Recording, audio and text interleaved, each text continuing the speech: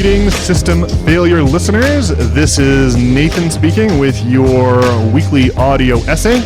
This one entitled The Symphony Analogy and subtitled How Calculus Suggests Mortality is a Trick of Perception. Last week's essay focused on the alchemy of Sir Isaac Newton. The single most important figure in the history of modern science was obsessed with magic. That fact powerfully illustrates the shared genealogy of science and magic. Newton's most significant contribution to posterity was not his three famous laws of motion. Neither was it the equation for gravity or his work with optics, lenses, and prisms. It was calculus, a method of computing rates and rates of rates. If you were lucky enough to have an inspired calculus teacher in school, you've already been given a window into the mind of genius. Calculus is exquisitely beautiful in its simplicity. It demonstrates that time and distance are closely related dimensions. This concept has fascinating implications for our perception of reality and of human mortality itself. Perhaps that explains why Isaac Newton spent 30 years of his life obsessing over arcane magical arts.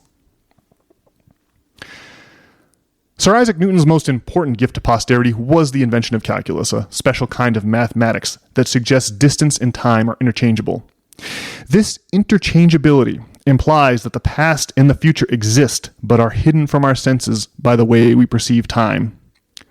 Mortality, then, is a trick of perception.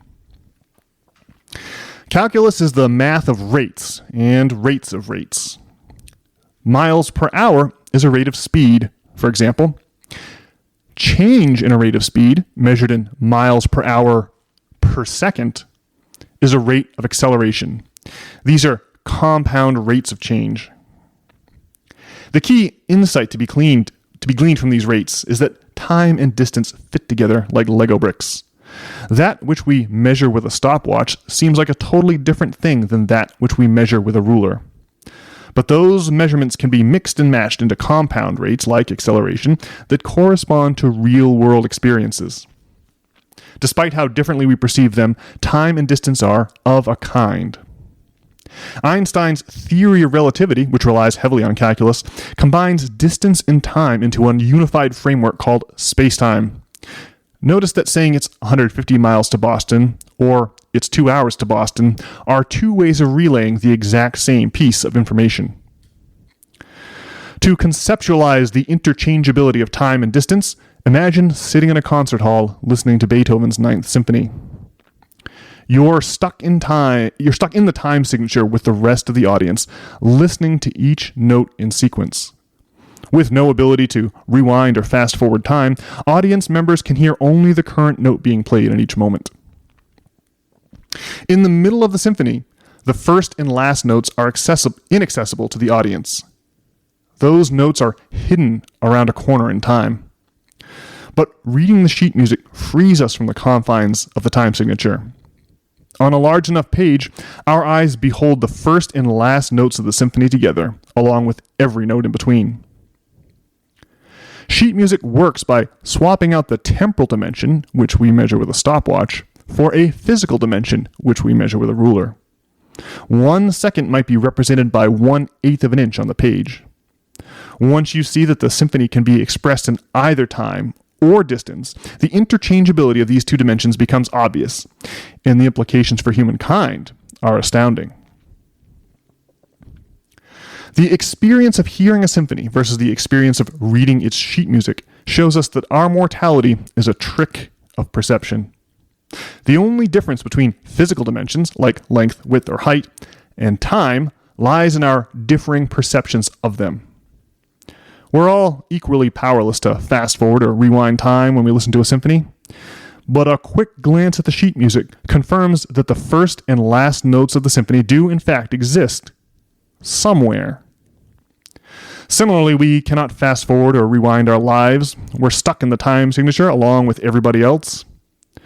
But though they may be hidden around the corner of time, our youth and our old age still exist somewhere, just like the first and last notes of the symphony. When you begin to think in terms of the interchangeability of distance and time, you become conscious of your ancestors stretching out behind you into the mists of the distant past. and of your descendants fanning out before you, proceeding into the distant future. Like the first and last notes of the symphony, those people too have an existence that is hidden from us by the way we perceive time. The grand trajectory of the human career has a shape to it, sculpted in time.